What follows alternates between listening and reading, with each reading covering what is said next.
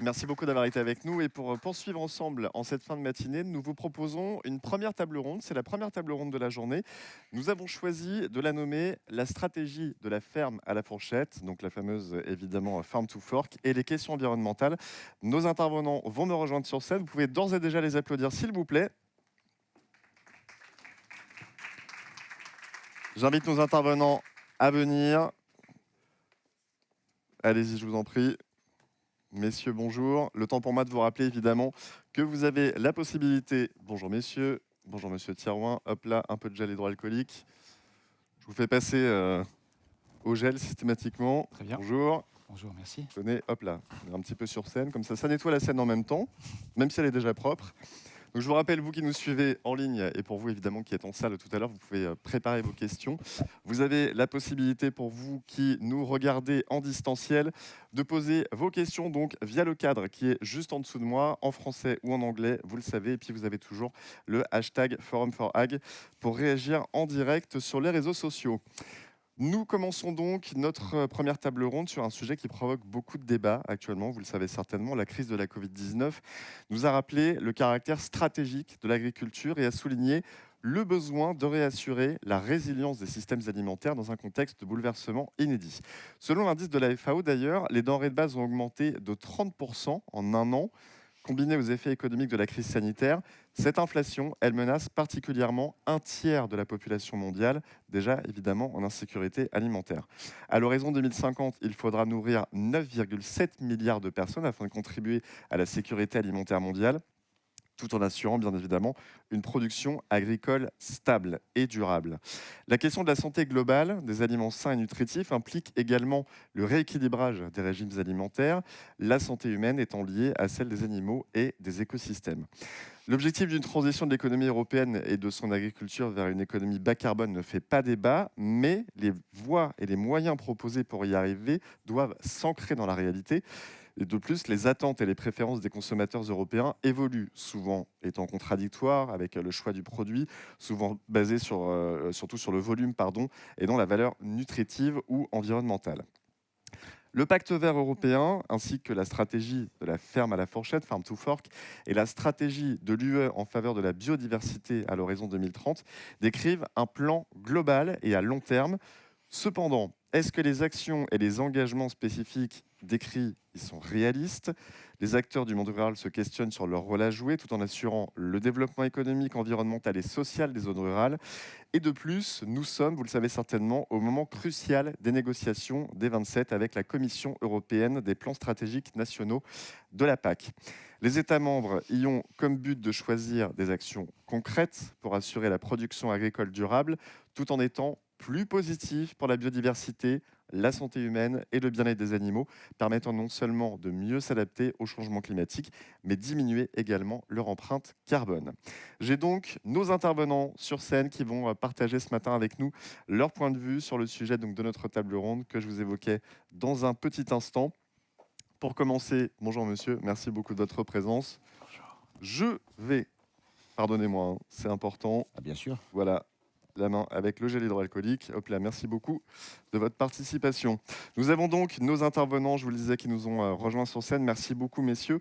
Je vous présente évidemment Éric Thirouin, président de l'Association générale des producteurs et autres céréales, la GPB. Merci beaucoup d'être avec nous aujourd'hui.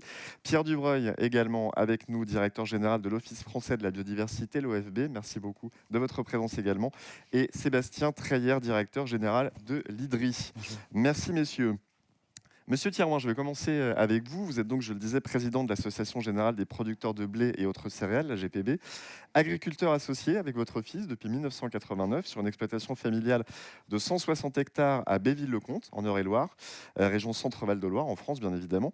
Vous êtes producteur de blé tendre, de blé dur, d'orge, maïs irrigué et colza. Vous avez également créé un magasin de produits du terroir.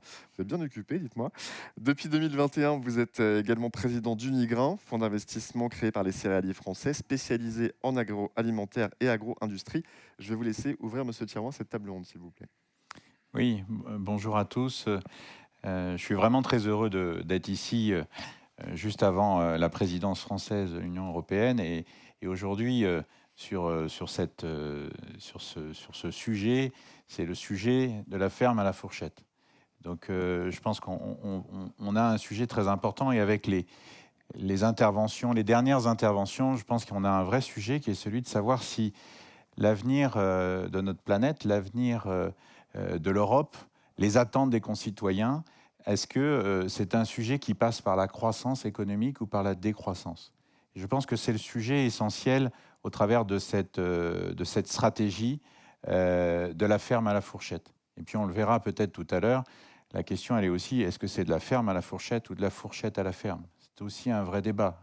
Le concitoyen, dedans, il y a beaucoup d'injonctions, d'invectives qui sont données au monde agricole, mais est-ce qu'elles sont vraiment en lien avec ce que le concitoyen fait? Je ne dis pas demande, mais ce qu'il fait. Voilà. Donc ça, c'est peut-être un peu le premier point. Après, je ne sais pas si je rentre tout de suite dans la problématique que me pose ce Green Deal, Je vous en prie. de la ferme à la fourchette, c'est qu'à notre disposition, on a à peu près 7 études qui ont été faites. Alors les premières, bizarrement, elles ont été faites très loin, à l'étranger. Les dernières, celles du GRC, et donc de la commission, enfin en tout cas des services de la commission, ont été faits au mois d'août seulement, alors que tout est enclenché avec la réforme de la PAC. Or, il s'avère que quand on croise toutes ces études, on s'aperçoit que pour le blé qui me concerne, on a des pourcentages de production qui sont annoncés de 17 à 49%, suivant les études. Pour les céréales, de 15 à 30%. Pour les oléagineux, de 15 à 60%. On entendait notre ministre tout à l'heure qui parlait de la protéine. Et puis, pour la betterave, de 20 à 28%. Donc, on s'aperçoit que même dans les études les plus positives, on a des réductions drastiques de la production. Alors, vous allez me dire, oui, mais c'est peut-être bénéfique, positif pour le climat, parce que l'enjeu premier du Green Deal, c'est bien un enjeu climatique. Enfin, en tout cas, c'est comme ça que je l'ai compris.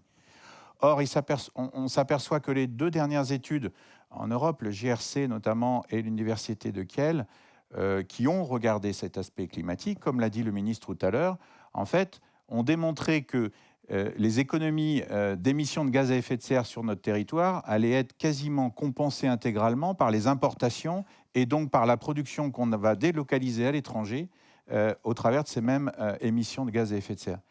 Et donc, c'est là où je me dis, ça ne va pas. Les indicateurs qui ont été posés et qui conduisent à ces résultats, quels sont-ils? Ce sont uniquement des indicateurs de réduction. Donc, réduction des produits phytosanitaires à hauteur de 50%, réduction des fertilisants. Il n'y a pas uniquement les pertes, les fuites qu'il faut bien évidemment ne pas avoir, ça c'est une évidence. Non, il y a, même quand il n'y a plus de fuites, plus de pertes, avoir une réduction d'alimentation de 20%. Il y a une injonction d'atteindre 25% d'agriculture biologique, et puis avoir 10% des surfaces agricoles consacrées à la biodiversité, bien, mais au travers de la non-production. Donc on voit très bien qu'à chaque fois, la logique, c'est arrêtons de produire. Et c'est là où moi, ça me pose un problème de fond, même fondamental.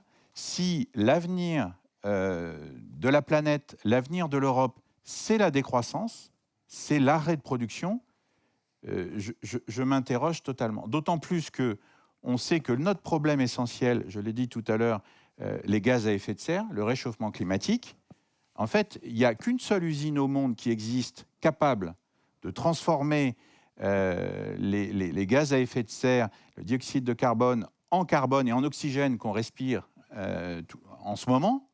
Eh bien, en fait, c'est la photosynthèse. Il n'y a que cette usine-là qui existe, la photosynthèse. Et donc, c'est celle des plantes, celle des forêts et celle des cultures. Donc, si on arrête de produire de la biomasse, qu'on arrête cette machine de photosynthèse, on va avoir clairement l'effet inverse de ce qui est escompté. Donc, je pense que je pense que c'est peut-être le premier point que je voulais dénoncer et donner à ce stade. Merci beaucoup, Monsieur Thirouin, pour ces éléments en tout cas. Je vais venir maintenant vers vous, Monsieur Dubreuil. Vous avez été nommé en janvier 2020 par décret du président de la République directeur général du nouvel établissement public pour la biodiversité, l'Office français de la biodiversité, l'OFB, comme je le disais tout à l'heure, né de la fusion entre l'Agence française pour la biodiversité, l'AFB, et l'Office national de la chasse et de la faune sauvage, donc l'ONCFS. Vous êtes confronté au jour le jour aux problèmes concrets du terrain, bien évidemment. Je vous laisse la parole peut-être pour nous en parler aujourd'hui. Merci. Je ne vais pas vous présenter l'OFB, que certains connaissent, même si c'est un jeune établissement. Je vous remercie d'avoir rappelé l'historique. Je vous en prie. Mais plutôt, puisque c'est une table ronde, dialoguer avec Éric Thirouin et avec Sébastien hier.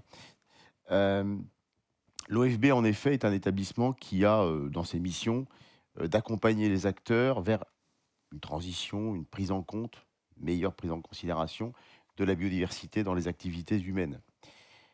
Et plein d'autres missions, la police de l'environnement, bon, sur laquelle je ne reviens pas. Mais si on prend la question de la transition agroécologique, c'est en effet une des missions de l'établissement, mais de l'accompagner et pas de l'imposer, c'est-à-dire de travailler avec les acteurs plutôt que de les confronter. Donc, je pense qu'ici, chacun est conscient de le caractère colossal de la tâche qui nous attend. Sans doute que la transition agroécologique à laquelle nous sommes confrontés aujourd'hui, avec les chiffres qu'évoquait Éric Thirouin sur l'horizon 2030 et de la ferme à la fourchette, ou de la fourchette à la ferme, c'est tellement vertigineux que c'est sans doute l'équivalent de la transition qu'on a connue après-guerre, au moment où l'agriculture a dû nourrir une population après les cataclysmes de la Deuxième Guerre mondiale. Sans doute que c'est du même niveau en termes d'ambition et de révolution du modèle, ce que nous avons à vivre maintenant. Alors, il y a plusieurs manières de le vivre. Ce que vient de dire Éric Thirouin, avec lequel d'ailleurs, je précise, l'OFB travaille, puisqu'on est partenaire de la GPB aussi, sont des chiffres, enfin moins 50, je vais les reprendre, sur le plan moins 50, usage des produits phytosanitaires, qui, soit dit en passant, est l'objectif de la France dans le plan Éco-Phyto 2. Hein.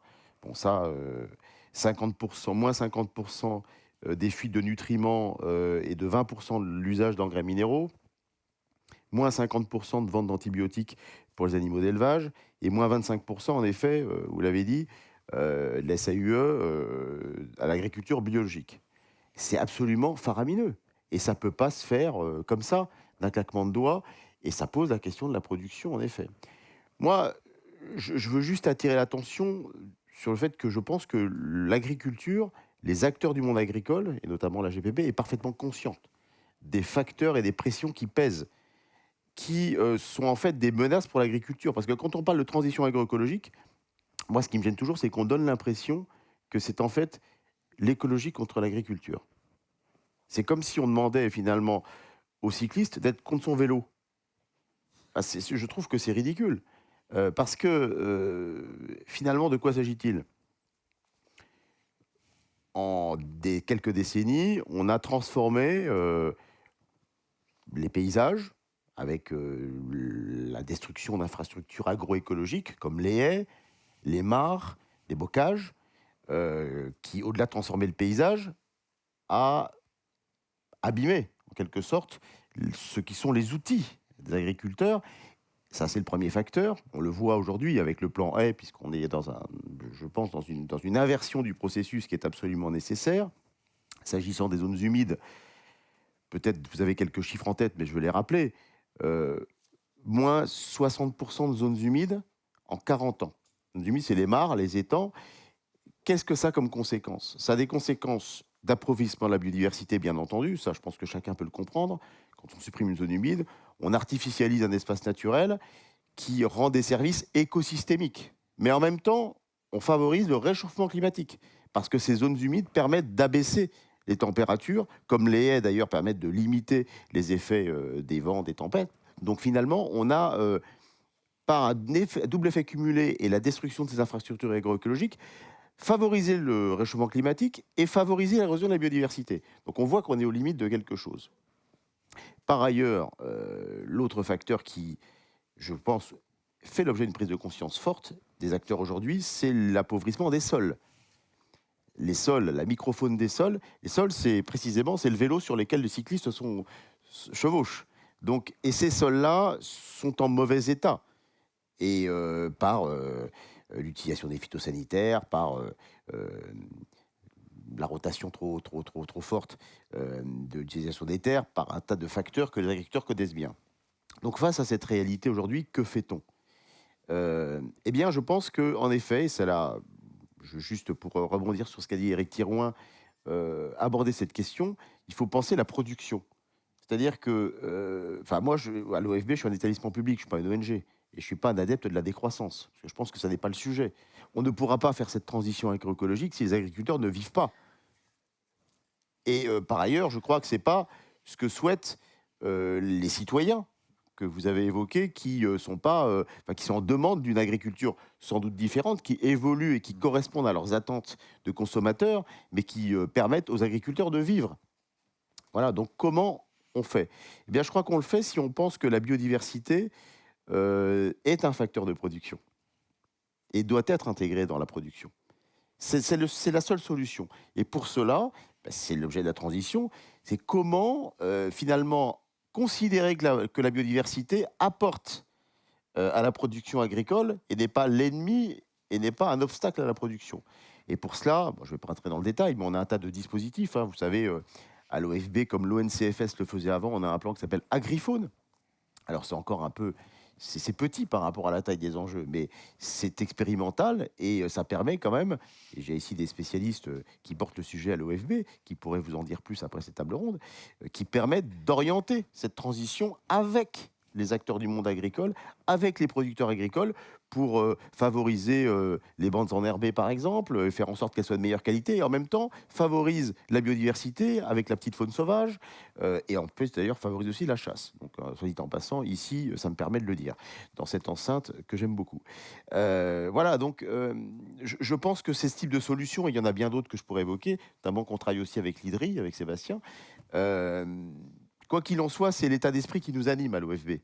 C'est un état d'esprit qui est avec, qui est surtout pas contre, et qui essaye d'avoir un horizon de changement, en effet, transformateur que l'IPBES, vous savez, ce GIEC de la biodiversité, appelle de ses voeux dans ses rapports successifs.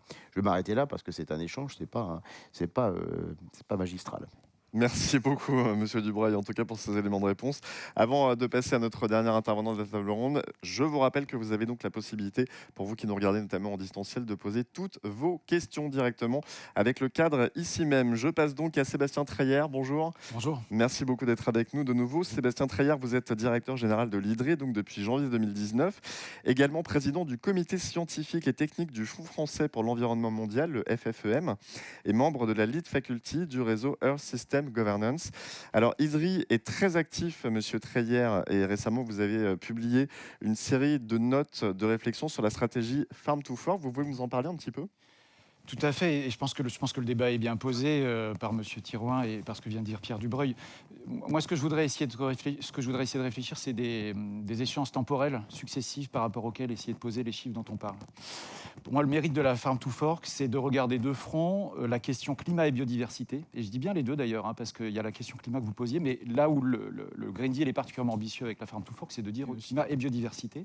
Et derrière la biodiversité, à la fois des questions qui sont essentielles en Europe, comme la qualité de l'eau, on voit qu'on a des sujets là-dessus. Et puis, comme le soulignait Pierre Dubreuil, la biodiversité aussi comme facteur de production des agrosystèmes. Et donc, je pense que c'est bien ça qui est posé au début. Et comme pour la neutralité carbone à 2050, je dis bien 2050 neutralité carbone, la science nous donne à la fois, la science, le GIEC, l'IPBES, il nous donne la direction, la profondeur du changement à long terme, neutralité carbone dans tous les secteurs de l'économie, ce qu'on est en train d'envisager, que ce soit dans l'automobile ou dans tous les autres, c'est des transformations structurelles extrêmement profondes. Et puis aussi des éléments de timing. C'est-à-dire, c'est pas juste, on peut repousser ça jusqu'à 2100. Il y a un moment où il va falloir y aller. Et j'essaie de vous prendre l'analogie avec le secteur automobile et la neutralité carbone pour que vous voyez qu'il y a d'autres secteurs qui se posent des questions un peu comme celui-ci et que la question de l'accompagnement des transformations à long terme est absolument centrale. Ce que je vais essayer ensuite de dire, c'est que quand on regarde la traduction de ça pour le secteur agricole et agroalimentaire, ce que la science nous dit de ce qu'il faut faire à long terme sur l'azote, les pesticides, les antimicrobiens, c'est des cibles à long terme qui sont radicalement différentes de là où la tendance nous emmène. Et donc ça, c'est évidemment quelque chose qui est extrêmement frappant. Ça veut dire qu'on doit essayer d'opérer à 2050 un changement très profond. Et derrière cela, ce que j'essaye de dire aussi, c'est que ça va pas, c'est pas des choses qui sont tout à fait nouvelles pour la discussion qu'on a au sein du secteur agricole, enfin nous à l'IDRI avec le secteur agricole et agroalimentaire. Il y a des questions de changement structurel qui sont ceux qu'à mon avis on doit discuter. Quand je dis changement structurel, je vais essayer d'être un peu précis.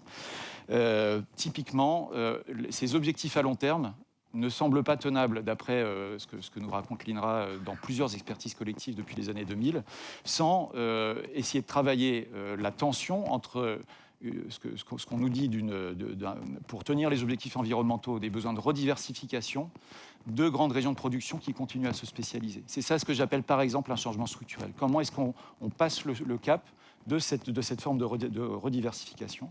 Et puis, dans d'autres secteurs, il y a aussi quelque chose qui est, pour moi, une poursuite d'une conversation qu'avait lancée Stéphane Le Foll. C'était, derrière l'agroécologie, une stratégie de montée en gamme, travailler beaucoup la montée en gamme de manière assez généralisée. Je pense que le Green Deal travaille beaucoup là-dessus. C'est des stratégies économiques où on vise la montée en gamme plutôt qu'une stratégie par les volumes. Et moi, je dirais en complément de stratégie par les volumes. Et donc, pour être encore une fois précis et appuyer là où éventuellement ça fait mal, s'il y a bien un secteur où se pose la question de la diminution des volumes et où il n'y a pas besoin des questions environnementales pour les poser, c'est le secteur des productions animales. Et je ne dis pas que je m'en réjouis, je dis juste que là, il y a une question qui n'est pas une question de décroissance, parce qu'on peut chercher la valeur dans la montée en gamme plutôt qu'en essayant de réfléchir à la question des volumes. C'est extrêmement compliqué, c'est pas moi qui vais... on y travaille avec le secteur laitier et bientôt avec certains secteurs de la viande, mais c'est bien la question de se dire, est-ce que dans ces secteurs-là, on est capable de construire une stratégie économique qui permet de compenser des réductions de volume par des augmentations de la valeur. Évidemment, on ne va pas tous faire du fromage, on ne peut pas tous faire de l'abondance. La stratégie d'abondance est extrêmement efficace, mais ça ne peut pas être généralisé. Mais est-ce qu'on peut s'inspirer de ces choses-là? Donc voilà ce que je voulais essayer de dire, ces changements structurels dont je parle, je voulais un petit peu les illustrer. Et donc la question qui me semble importante, c'est de se dire maintenant comment on réfléchit les échéances temporelles qui permettent de penser ces changements structurels, et puis quelles sont les conditions de politique publique qui permettent que ces stratégies économiques que j'ai brièvement évoquées soient crédibles, soient faisables, soient acceptables et permettent de passer la transition. Donc je vais essayer d'être court aussi, mais je voudrais aboutir aux études sur lesquelles, non, mais pour pas déséquilibrer, parce que j'ai envie de raconter des choses, mais autant que ça soit un peu équilibré. Vous nous en parler un petit peu quand même, il n'y a aucun souci. Je vais essayer de passer du long terme, moyen terme, et puis me rapprocher du court terme.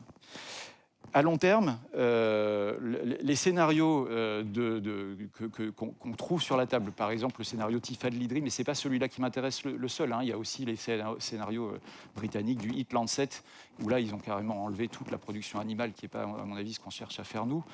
Ils sont tous dans des logiques qui, à long terme, peuvent être bénéfiques en matière d'environnement, de santé humaine, avec des changements dans les régimes alimentaires qui sont assez profonds. Et je pense qu'il faut qu'on ait dans le paysage, ce que disait M. Thirouin tout à l'heure, la question des consommateurs, et de comment est-ce qu'on peut essayer de mettre en place des politiques publiques qui effectuent ces changements, qui rendent réels ces changements dans les régimes alimentaires. Et je parle d'augmentation de la part des fruits et légumes, de rééquilibrage entre la part des protéines d'origine animale et végétale, je dis bien rééquilibrage. Et puis, dans les scénarios qu'on a, le scénario TIFA qu'on a produit à l'IDRI, c'est un scénario où l'Union européenne est exportatrice nette de calories et continue à exporter des céréales vers le reste de la planète, malgré une transition agroécologique. Parce qu'en fait, je vais essayer aussi de vous montrer ce qu'il y a dans la boîte noire. La raison principale, c'est qu'en fait, si on réduit, si on a des stratégies qui sont des stratégies effectivement de réduction des volumes dans les productions animales, on a toute une part de la production végétale qui part aujourd'hui dans l'alimentation animale, qui est une marge de manœuvre importante. Et quand on regarde nos chiffres à 2050, en fonction des consommations sur le marché européen, de ces changements dans ce qui part dans l'alimentation animale, on reste une région exportatrice. Évidemment que derrière ça, il y a aussi la réduction de ce qu'on importe comme soja du Brésil. Je préfère le dire parce que dans la salle, il y a aussi des gens dont c'est le métier d'importer du soja du Brésil. Et donc, il y a tous ces changements-là dont on parle. Ça, c'est le long terme. Et j'essaye de dire que, de notre point de vue, on n'est pas là en train de parler d'une stratégie de décroissance pour l'Europe, mais pour certains secteurs, c'est des stratégies économiques extrêmement compliquées d'arriver à ce point-là à 2050. À moyen terme, à 2030, là, on a travaillé en essayant essayant de prendre comme scénario de référence la stratégie nationale bas carbone. Et dans la stratégie nationale bas carbone, il y a des questions essentielles de rediversification, de réintroduction des légumineuses qui sont essentielles pour plein de sujets dont on vient de parler. Et puis des choses qu'on a essayé d'envisager avec la filière laitière aussi sur justement comment est-ce que quel est l'avenir de la filière laitière à 2030 dans une stratégie qui mêle à la fois sur les volumes des questions qui peuvent être assez drastiques, soit de stabilité, soit de réduction, et en même temps une logique économique. Donc on a travaillé avec les acteurs des filières de production, les coopératives et puis aussi l'industrie agroalimentaire. Moi, ce qui m'intéresse, excusez-moi, je vais parler d'un territoire, la Bretagne. La Bretagne, il y a une énorme partie du développement agricole breton qui sont les agriculteurs et les PME et les plus grosses entreprises de l'agroalimentaire. Les emplois, ils sont là. La question qu'on s'est posée avec ces acteurs-là, c'est combien d'emplois dans la stratégie à 2030, qui serait une stratégie qui commence à effectuer les changements structurels dont j'ai parlé, rediversification, et puis des stratégies plus valeur que volume dans les productions animales. Ce qu'on a mis sur la table, travailler avec ces acteurs pour lancer la discussion, c'est une stratégie où on a plus 10% d'emplois par rapport à un scénario tendanciel qui est un scénario très fort de réduction des emplois. Et donc voilà un peu les chiffres qu'on met sur la table pour dire discutons de ça à 2030. Ce n'est pas une stratégie de décroissance, c'est une stratégie où dans certains secteurs on décroît les volumes, mais dans l'ensemble c'est ces changements structurels dont on doit parler. Ça me mène à nous dire maintenant, autour de ça, moi c'est pour ça que je trouve que les objectifs 2030 de la Farm to Fork, essayons de les mettre dans cette perspective de où est-ce qu'on veut être à long terme et qu'est-ce qu'on peut se fixer comme objectif réaliste à moyen terme, avec là une proposition d'un certain nombre de chiffrages. Et maintenant, qu'est-ce que ça doit déclencher sur le court terme? Évidemment que ça doit déclencher des prises de décisions de politique publique qui peuvent accompagner ça, qui doivent préparer ça. Ça parle autant des mesures d'accompagnement pour les producteurs, du coût de la transition, s'il y a des baisses de volume, par exemple, dans une conversion vers l'agri-bio, on sait bien qu'il y a des coûts de transition, par exemple, si on parle de coûts de transition. Ça parle aussi de rémunération des services écosystémiques, là, de manière plus permanente. Ça parle aussi de trajectoires d'innovation qui sont extrêmement importantes. On a 9 ans devant nous, là, pour 2030. Donc l'innovation, il faut qu'elle soit déjà un peu sur étagère. Mais je pense que ces questions-là, elles sont de réfléchir à comment est-ce qu'on utilise toute la capacité d'innovation, que ce soit, j'allais dire, en génomique, en robotique, en intelligence artificielle, dans une stratégie de rediversification, par exemple. Comment est-ce qu'on peut les cibler pour qu'elles soient mises à disposition dans cette logique-là? Et puis, pour moi, le facteur principal, et ça fait longtemps qu'on en discute, par exemple, entre l'Agence de l'eau Seine-Normandie et les filières céréalières sur le bassin, c'est bien joli la diversification, mais où sont les marchés? Et donc, je pense que c'est une conversation qu'on doit se poser à ce moment-là. Comment est-ce qu'on peut, quelles sont les politiques qu'on peut mettre en place et par où commencer pour qu'on fasse exister cette bioéconomie de rediversification des bassins de production, où on va chercher des économies de gamme, de synergie entre les productions, plutôt que des économies d'échelle uniquement qui mènent, et on comprend pourquoi dans la compétition mondiale, à ces stratégies, à cette dynamique de continuation d'une logique de spécialisation des bassins de production. Et donc, rediversification, c'est bien joli, mais quelles sont les filières et les marchés qu'on peut organiser derrière? Pour moi, ça, c'est la question qu'on doit essayer de construire ensemble. Et quelle politique publique pour le faire? Et évidemment que ça renvoie à la question qu'évoquait à la fin de son intervention Sylvain Mestrazzi. Comment est-ce qu'on organise ça en construisant un réel marché intérieur qui soit un vrai level playing field, parce qu'il y a des questions là-dessus que j'entends souvent Christiane Lambert évoquer, et je pense qu'on doit les regarder. Et puis aussi la question de comment est-ce que, dans cette logique de montée en gamme, on ne se met pas en danger par rapport aux marchés internationaux, par rapport auxquels il ne s'agit pas de se couper, mais de changer les termes de l'échange dans une logique qui soit positive. Donc voilà, mon message, c'est plutôt que de renégocier à la baisse les cibles, uniquement dans une logique de dire on n'y arrivera pas, et si on nous dit qu'est-ce qu'on doit renégocier, de quelle manière, pour que la temporalité soit cohérente avec le projet qu'on pourrait avoir de ces changements structurels et d'une stratégie économique qui, en fait, pour moi, non pas de la décroissance, mais de la différenciation sur les marchés internationaux. Merci beaucoup Sébastien Treyer. On va passer aux questions de l'assistance dans un petit instant. Pierre Dubreuil, je vous ai vu noter pas mal de choses pendant les éléments de réponse de Monsieur Treyer. Vous voulez rebondir peut-être sur ces changements structurels? Vous avez des choses à dire là-dessus? Oui, je partage ce qu'a dit Sébastien. Fondamentalement, je pense que je vais insister sur ce qu'il a dit sur la réorientation des financements publics. Parce qu'en fait, cette affaire-là, c'est quand même... pour que ce soit acceptable pour le monde agricole en France, dans le cadre d'une stratégie européenne, il faut que le ministre de l'Agriculture s'exprime avant moi, mais que les politiques publiques intègrent l'ampleur des changements pour pouvoir orienter ces financements dans le sens que Sébastien vient d'évoquer, avec le paiement des services écosystémiques, les coûts de transition, évidemment l'innovation. C'est absolument fondamental. Enfin, je veux dire, on ne peut pas imaginer cette transition sans une volonté politique extrêmement forte au niveau intérieur pour pouvoir accompagner cette transition et une protection du monde agricole vis-à-vis des effets extérieurs et donc des stratégies internationales. Je pense par exemple aux clauses miroirs. Enfin, on ne peut pas s'imposer des choses qu'on n'impose pas aux autres. Donc, dans la relation entre le fait qu'on puisse importer des produits en pénalisant nos producteurs, tout ça est un ensemble, un écosystème d'ensemble qui fait que on va pouvoir en effet permettre cette stratégie et qu'elle soit vivable, acceptable et assumable par les acteurs. Deuxième chose, Sébastien parlait de filière et de marché. Moi, je pense franchement qu'il n'y a pas de... Enfin, c'est une question de structuration, filière. Mais le marché, il existe parce que je pense qu'il correspond à une attente des citoyens. Donc, en fait, il y a un marché quand il y a une attente, qui a un marché qui se crée. Ce marché est en transition. Donc, toute la difficulté, c'est de permettre de s'adosser finalement aux attentes des consommateurs citoyens. Et encore une fois, sans baisser la production, c'est pas le sujet. Je crois qu'on est tous d'accord là-dessus, on l'a tous dit. Mais en faisant évoluer le marché en transition qui corresponde mieux aux attentes des citoyens sur, je ne dis pas ce qu'a dit Sébastien, sur la production laitière, sur la production animale, sur les protéines en général. Et là, donc, on voit bien que c'est une évolution de modèle, c'est pas une remise en cause du modèle et un retour en arrière, avec une protection en même temps des acteurs. Donc, et ça, je le redis, c'est tout à fait possible et nécessaire en intégrant la biodiversité à chaque fois. Il y a une stratégie nationale de la biodiversité, la SNB 3. On est assez fort pour faire des stratégies en France, donc on en a fait une, on en a fait deux. Je ne parle pas des deux avant, mais là on en fait une troisième. Et enfin, je le dis à mes ministres, mais elle ne pourra réussir que si elle est interministérielle. C'est-à-dire que si c'est une stratégie dans le coin du ministère de l'écologie pour parler de biodiversité, enfin, elle risque de connaître un sort limité, je dirais.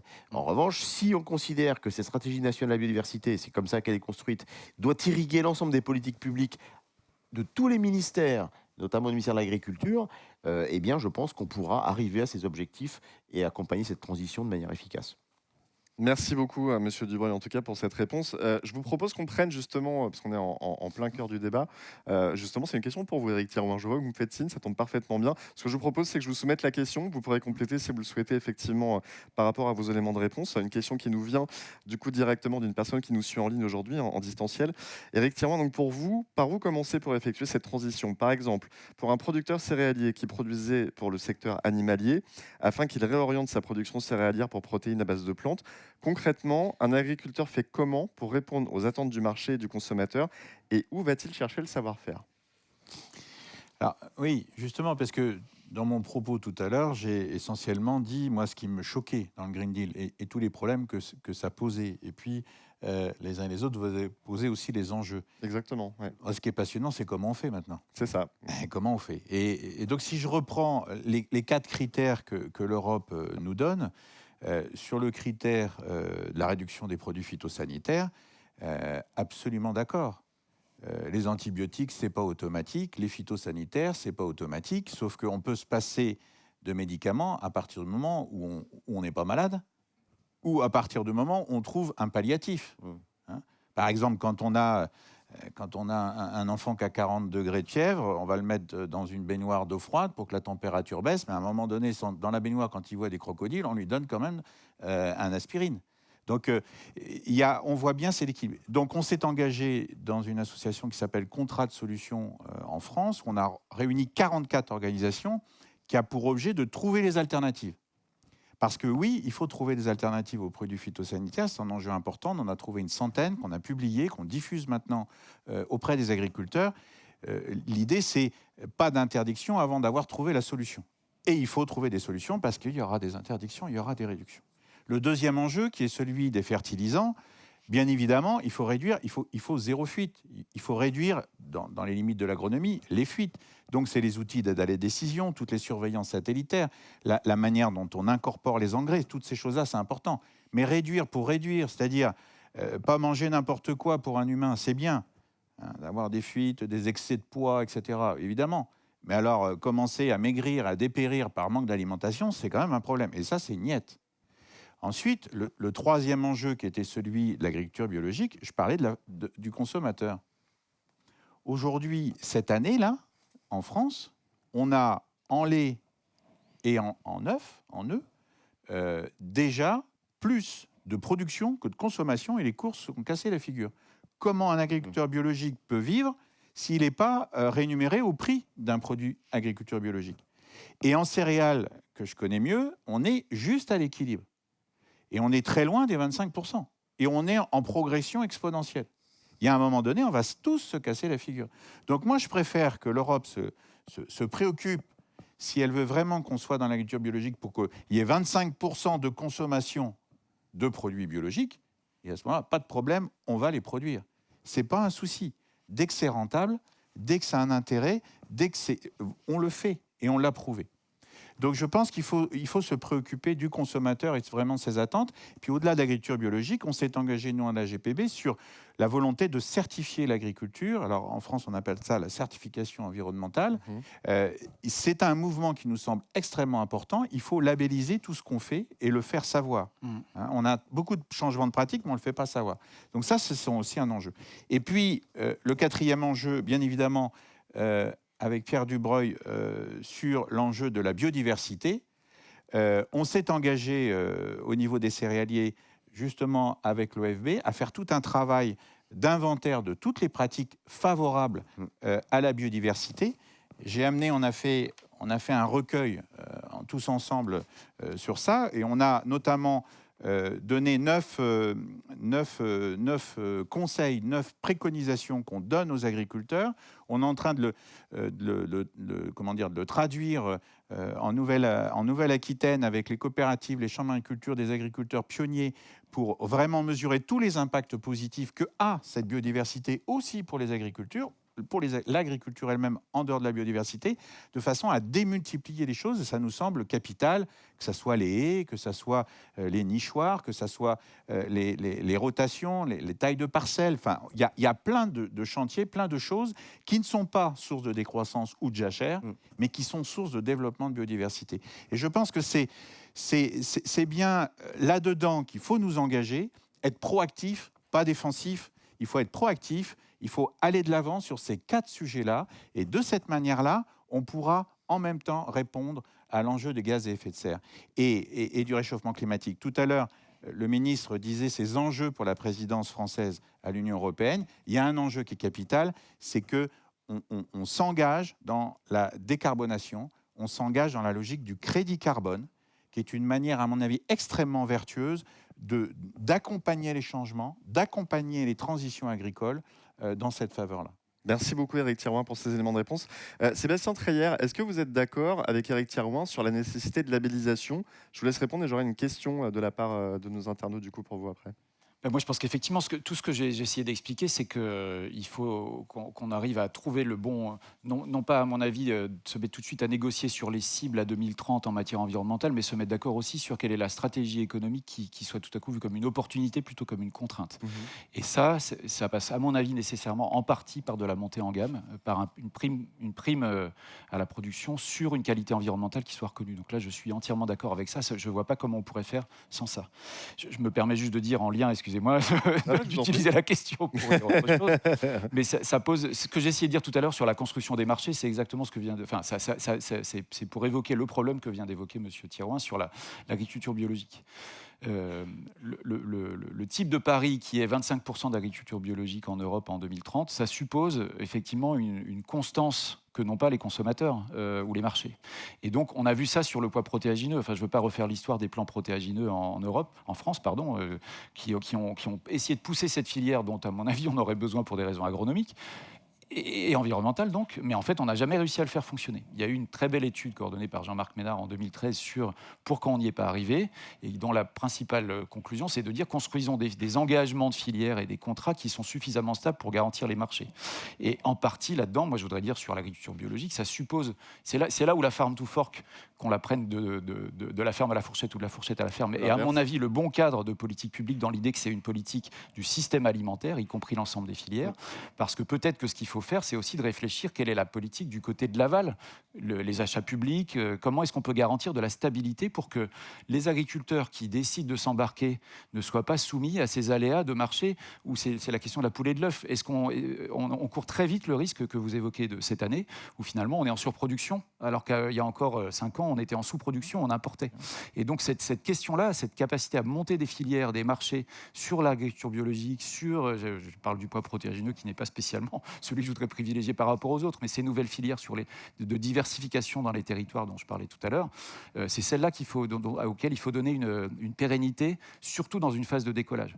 Autre exemple, pour parler de choses très concrètes. Très rapidement, monsieur Treillard, parce que j'ai la question du coup. Oui, pardon, c'est juste pour essayer de pas. J'ai peur d'être toujours trop conceptuel. Donc, je veux dire, dans le bassin Seine-Normandie, l'agence de l'eau finance des silos ou des infrastructures, ce qui est d'ailleurs un peu contesté par les autres acteurs du bassin en disant est-ce qu'on ne fait pas de l'aide à la production alors qu'on ne devrait pas faire ça, pour aider des filières bas intrants de biomatériaux à exister dans des territoires où elles vont permettre de rediversifier, recomplexifier les assolements et les rotations d'une manière qui va être compatible avec les objectifs de qualité de l'eau. Ça, je trouve ça très intéressant de se dire là, on a un besoin que les acteurs des paiements pour services environnementaux viennent pas juste rémunérer l'environnement, mais viennent appuyer des stratégies économiques.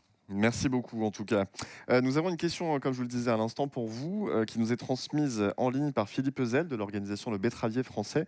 Monsieur Treillard, il vous demande, les Français consacrent 13% de leur budget à l'alimentation en moyenne, en forte baisse depuis 50 ans, ça vous a certainement pas échappé. Nos voisins allemands 10% et les Britanniques 8%. Est-ce que vous pensez réaliste de parler encore de montée en gamme pour compenser la perte de valeur qui sont liées aux baisses de volume ?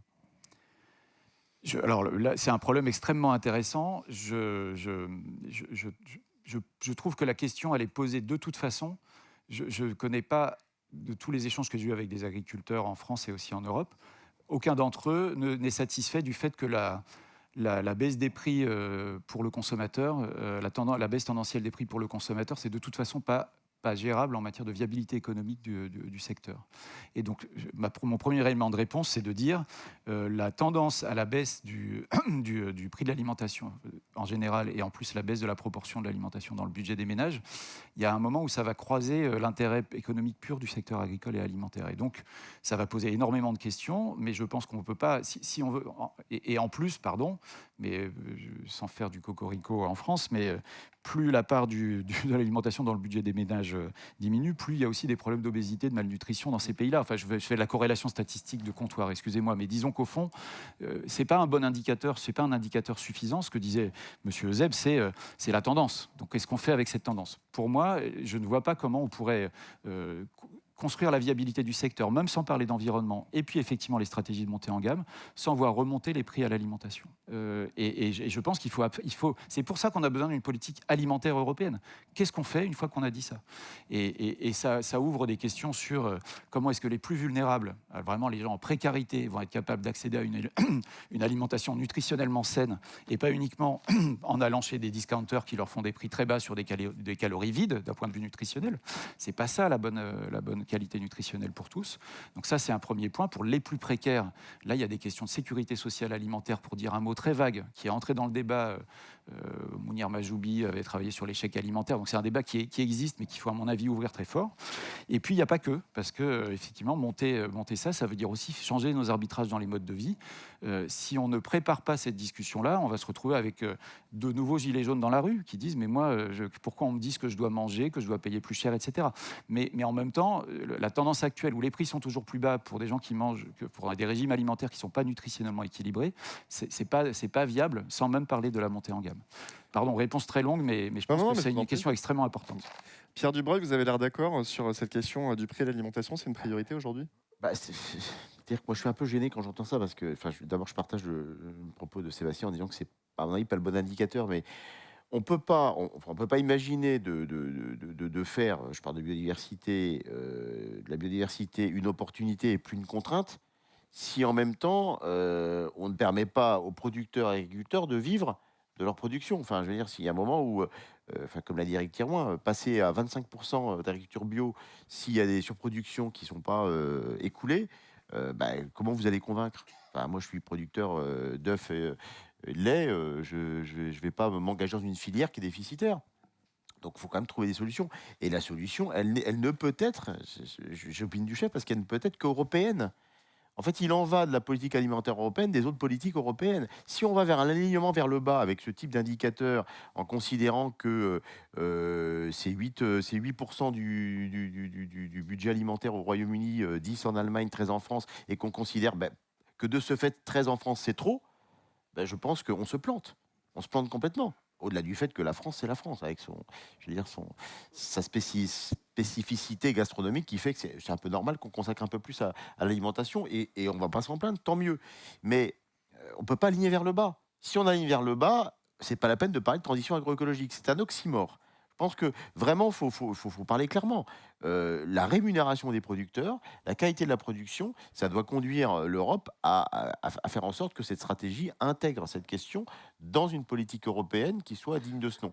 Donc il ne s'agit pas si on va vers l'alignement vers le bas, on va se planter. Et de toute façon, on parle de concepts qui ne correspondront pas à la réalité de ce que vivent les producteurs dans un marché européen. Donc oui, je ne peux que partager ce qu'a dit Sébastien. Et surtout, encore une fois, ça renvoie au volontarisme politique et à la structuration des filières. Merci, Monsieur Dubreuil. Alors, on a justement un complément de question aussi par rapport à ces échanges. Augmentation du prix vendu aux consommateurs, c'est au bénéfice de qui? Et comment assurer que l'argent revient à l'agriculteur? C'est un peu ce que vous évoquiez effectivement à l'instant. Je ne sais pas qui veut répondre là-dessus. Éric Thirouin, par exemple. C'est tout le débat qu'on a depuis des années en France sur la loi Egalim, hein, de savoir comment on répartit la valeur du consommateur, GMS, etc. C'est vrai que dans la filière céréalière, celle que je connais le mieux, on est plutôt avec d'autres mécanismes qui sont sur les marchés à terme, puisque en fait on est dans un secteur sur les marchés mondiaux. C'est-à-dire qu'en fait notre prix, le prix du blé ne dépend pas du prix vendu du kilo de farine dans le GMS, parce qu'en fait ça représente tout petit pourcentage par rapport à la production de blé. Donc dans le secteur des céréales, le problème est un petit peu décalé. Le cours des céréales ne dépend pas du prix acheté dans la GMS. Donc, dans la répartition, ça ne se joue pas. On le voit bien, on a cette année doublé les prix. Les prix ont doublé, mais c'est pour des problèmes climatiques, c'est des problèmes géopolitiques qui en engendrent d'ailleurs beaucoup, puisque derrière, plus vert, c'est plus cher, c'est un sujet, mais quand on est en Afrique du Nord, on se souvient des dernières émeutes de la faim, le sujet, il est à nouveau sur la table. C'est qu'aujourd'hui, effectivement, ce problème d'avoir pas assez de production par rapport à une consommation qui augmente fait que les prix explosent dès qu'il y a un petit aléa climatique sur un endroit ou un autre du continent de la planète. Donc là, on sait que la filière céréalière, c'est pour ça que l'aspect croissance, décroissance, production, etc., à la GPB, on dit il faut produire plus, c'est mieux. C'est bien cet équilibre entre les deux. Par contre, dans les autres secteurs, bien évidemment, je prends le secteur de la viande ou le secteur du lait, là, il y a un lien direct avec ce qui va être commercialisé, négocié avec les GMS. Et c'est clair qu'aujourd'hui, il y a encore une désorganisation sur cette transparence. Et j'espère que la loi Egalim 2, va pouvoir être vraiment traduite de façon à ce que ça soit répercuté. Mais je pense que de façon transversale, quels que soient les secteurs et les façons de commercer, on a un sujet dans ce qui vient d'être abordé, plus vert, c'est plus cher. C'est ça, hein, c'est ça. De la traçabilité. C'est un sujet qu'on n'a pas encore abordé, qu'on ne peut pas aborder tous les sujets. Mais le problème, c'est qu'à un moment donné, à quel moment le consommateur sait que ça mérite d'être plus cher? C'est l'étendue des étiquettes et c'est la manière de tracer les choses. Est-ce qu'on a juste un raisonnement binaire entre le bio et le conventionnel? Est-ce que justement l'agriculture française et l'agriculture européenne, avec toutes les règles européennes qu'il n'y a pas sur le reste de la planète, est-ce que ça ne mérite pas aussi d'avoir un juste équilibre entre ces deux choses binaires, bio ou conventionnelles? Je pense qu'on a une qualité exceptionnelle en Europe. Alors je renvoie sur les clauses miroirs des interventions précédentes, mais on a une qualité en Europe qu'on n'arrive pas à faire savoir à notre consommateur européen. Et là, je pense qu'on a un gros chantier à avoir, et ça, c'est aussi un moteur de la transition, parce que si on le fait savoir, il y aura la possibilité d'avoir un plus sans monter à des prix de bio, et donc sans avoir un problème du consommateur qui ne veut pas acheter plus cher. Je pense qu'on peut avoir un tout petit peu plus cher pour valoriser ce qu'on sait faire d'exceptionnel en Europe, plus les clauses miroirs. Si on arrive à faire tout ça, je pense qu'on progressera sérieusement. Mais il faut avoir du pragmatisme politique et non pas du binaire, c'est bon, c'est pas bon. Non, il y a quelque chose d'équilibré. Dans l'alimentation, on sait que c'est important, l'équilibre. C'est pas manichéen, effectivement. Merci beaucoup à Éric Thirouin. Ce que je vous propose, c'est qu'on passe maintenant aux questions soumises directement par celles et ceux d'entre vous qui sont avec nous en salle, et on vous en remercie encore aujourd'hui. Nous avons, je vous rappelle, nos hôtesses qui sont équipées de micros avec les petites bonnettes pour les contingences Covid-19. Nous avons certainement du coup des questions. Nous avons monsieur ici au 4e rang, si je ne m'abuse. On va vous apporter le micro. Monsieur, je vais vous laisser également nous donner, vous présenter, nous donner votre nom et votre fonction. Bonjour, Alain Moulinier, ministère de l'Agriculture. Sur le scénario ou les scénarios évoqués par Sébastien Treyer, je voulais savoir ce que l'on faisait des surfaces en herbe. C'est une question courte. Qui veut répondre? Sébastien Treyer. Oui, puisque s'il n'y a que moi qui peux répondre, puisque c'est les scénarios dont j'ai parlé moi-même. Pardon. Alors en fait, dans le... Comment dire, cette question des surfaces en herbe est la question qui différencie beaucoup des scénarios qui recherchent la neutralité carbone, pour ne parler que, j'imagine que vous les connaissez, le scénario AFTER de Solagro, le scénario TIFA qu'on a développé à l'IDRI, puis je pourrais mettre Heatlancet comme un rapport d'une autre nature. Dans le scénario TIFA, les surfaces en herbe sont extrêmement importantes parce qu'on optimise notre scénario pas que sur les questions de climat, mais aussi sur les questions de biodiversité et qualité de l'eau. Et donc, c'est une partie essentielle. Et puis, c'est aussi... les surfaces en herbe sont celles aussi qui permettent de boucler le cycle de fertilité, parce que nous, on a des ruminants dans notre scénario qui sont absents dans les autres. Donc voilà, je pense que selon les scénarios, la question de la place des prairies est extrêmement variable. Je pense qu'on aurait tout intérêt à essayer de réfléchir aussi, notamment, enfin, c'est la discussion qu'on a avec les filières lait et viande, c'est-à-dire quelle est la part de ces systèmes extensifs dans la montée en gamme. Je pense qu'aujourd'hui, la discussion est évidemment très compliquée. On ne va pas se dire qu'on va passer tous les systèmes aujourd'hui intensifs en extensifs, et probablement qu'il y a même la dichotomie extensif-intensif n'est peut-être pas la bonne chose à regarder. Mais la place de ces systèmes extensifs en termes de qualité de la viande, de capacité à la faire reconnaître aussi sur les marchés, est quelque chose qu'il faut aussi considérer comme quelque chose d'important, en plus de sa valeur environnementale. J'espère que ça répond à votre question. Ça répond visiblement à la question. Merci beaucoup, monsieur Treyer. Nous avons également, j'en profite, une question de nouveau qui nous est arrivée en ligne. Une question qui nous est soumise par Rabia Ruiz de WWF Union Européenne. J'espère que je prononce bien évidemment. L'agroforesterie peut être une belle solution agri-environnementale qui permettrait d'agir sur le climat, mitigation et adaptation, qualité d'eau, protection de sol, biodiversité. Mais on dirait que cette innovation n'est pas suffisamment reprise par les agriculteurs, notamment dans les grandes cultures. Éric Thirouin, la question est donc pour vous. Qu'est-ce qu'il faudrait changer pour que l'agroforesterie devienne une solution plus intéressante pour les agriculteurs? Alors en fait, moi je connais un certain nombre de collègues qui sont engagés dans l'agroforesterie et qui sont convaincus qu'effectivement, ils vont y retrouver aussi une rentabilité. Au-delà de tous les intérêts qui sont cités là, qui sont réels, il faut trouver une rentabilité. Et en fait, la difficulté dans l'agroforesterie, comme dans la forêt, c'est une logique de long terme. Parce que sinon, à court terme, l'équilibre, il y a quand même une réduction de production et une réduction économique. Donc, c'est bien dans la valorisation aussi des arbres de cette agroforesterie qu'un équilibre peut se trouver. Donc, c'est vrai que demander à tous les agriculteurs de changer radicalement de méthode de faire, parce qu'entre cultiver une plante, cultiver des arbres, c'est quand même deux choses dans le même champ, c'est quand même pas si simple que ça, en disant il y aura une logique à long terme, c'est forcément un frein extrêmement fort pour avoir ce changement-là. Donc, pour nous, à la GPB, l'agroforesterie, ce n'est pas un problème, au contraire. Si c'est fait, c'est très bien. Et un certain nombre le font dans une logique, effectivement, environnementale, mais aussi économique. Mais je pense que ce n'est pas la seule solution. On a tout plein d'autres solutions aussi en faveur de la biodiversité et le problème. Voilà, ça fait partie d'une des solutions. C'est aussi un message important. J'ai essayé de le dire un petit peu tout à l'heure. Il faut arrêter de faire croire aux gens que les solutions sont uniques.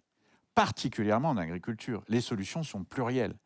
La beauté, excusez-moi, on est européen aujourd'hui, mais je vais être un peu, un peu français, comme on dit. La beauté de la France, c'est la diversité des paysages, entre la montagne, la plaine, la mer, et dans chaque endroit, entre les vignes.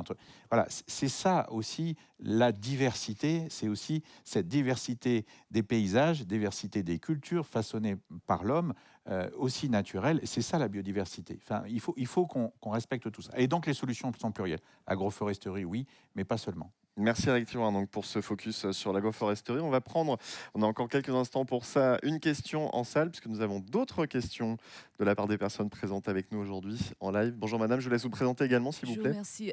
Iliana Axiotiades, je suis la secrétaire générale du COCERAL. J'ai une question plutôt pour monsieur Dubreuil. Je me demandais dans quelle mesure vous avez des échanges avec des agences similaires dans d'autres États membres. C'est-à-dire, au-delà des discussions officielles qui ont lieu, que ce soit à Bruxelles ou ailleurs, est-ce que dans votre initiative, dans le cadre de votre initiative, vous avez ces discussions-là? Merci. Merci. La question est très claire. La réponse est assez simple, en fait. C'est oui et c'est non. Oui, parce que... je vais commencer par non, d'ailleurs. C'est mieux de finir par oui, vous avez raison. Non, mais en plus, c'est plus logique. L'OFB est un établissement récent, singulier, unique. Récent, 2 ans, ce qui explique que les relations soient émergentes. Singulier, l'OFB n'a pas d'équivalent. C'est pas prétentieux ce que je dis, en Europe et dans le monde, dans la mesure où c'est le seul établissement public qui soit compétent, entre guillemets, sur le milieu aquatique, le milieu terrestre et le milieu marin. Et qui fasse le lien entre l'ensemble de ces milieux dans sa gouvernance, dans son fonctionnement, dans ses missions et avec cette taille. Donc il y a des agences dans les pays européens de la forêt, de l'eau, des milieux marins, de la faune sauvage, mais ils n'ont pas fusionné, contrairement à l'OFB, en fait. Voilà. Donc nous parlons, donc c'est ce qui m'amène à vous dire oui, nous parlons avec ces interlocuteurs, mais qui sont sectorisés. Donc quand on parle forêt, on parle avec des interlocuteurs spécialisés sur la forêt dans tel ou tel pays. Mais malheureusement, je pense que c'est d'ailleurs ce qui fait l'intérêt de l'OFB et qui fait qu'on est un objet regardé, j'étais à Marseille, de la nature, regardé de manière curieuse, je dirais une curiosité intéressée de la part de nos interlocuteurs. Moi, j'ai eu beaucoup de contacts avec des pays étrangers, des ministres et des responsables d'agences qui se disent, mais la biodiversité étant précisément une question de complexité, de dynamique, d'interdépendance des milieux, la France a fait cette agence, entre guillemets, qui reconnaît cette interdépendance de la biodiversité.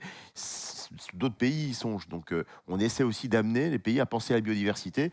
Ce que vient de dire Eric Thirouin, l'agroforesterie, c'est précisément l'agriculture et la forêt. Donc, c'est des milieux qui sont différents et qui interagissent ensemble. Voilà. Vous y mettez les milieux aquatiques avec. Ça, c'est la biodiversité. Donc, oui et non. Voilà, je ne peux pas vous répondre mieux. Merci Pierre Dubreuil. Ou non et oui. Oui ou non et oui, les deux fonctionnent dans le bon sens. Merci, on va prendre encore une question de la salle. Monsieur, qui était déjà équipé du micro, je vous laisse vous présenter également. Et messieurs, en revanche, je compte sur vous. Le temps est un petit peu compté, donc réponse relativement rapide. Merci beaucoup. Oui, merci. Cédric Benoît, donc à GPB. Je suis producteur, comme Eric Thirouin, dans un paysage d'open field. Je suis ravi de revoir monsieur Pierre Dubreuil, que j'avais rencontré au Congrès de Marseille. Donc, je voudrais faire un petit rappel, justement, par rapport à tout ce qu'on a entendu sur l'agroforesterie. Je pense qu'il y a quand même des écueils qu'il ne faut pas oublier. C'est qu'aujourd'hui, sur une exploitation de 100 hectares, un exploitant n'est propriétaire que de 25%, et il faut l'accord des propriétaires dès qu'on s'engage dans des infrastructures agroécologiques plutôt contraignantes. Et là, dans la Bible, un peu, ou la boîte à outils plutôt, qu'on a élaborée entre le FB et la GPB, il y a des choses toutes simples, hein, le sujet bord de champ, les intercultures, des choses comme ça. Mais dès qu'on parle du sujet, ça devient un peu plus compliqué parce que là, effectivement, on engage la propriété agricole et c'est un sujet qu'il ne faut pas occulter et qui est, à mon sens, assez important. Et je pense que si on veut emmener, notamment sur le sujet, les agriculteurs et les propriétaires, on a besoin que ce soit nettement plus incitatif aujourd'hui dans les PSN, et j'en profite d'avoir M. Mestracci parmi nous et M.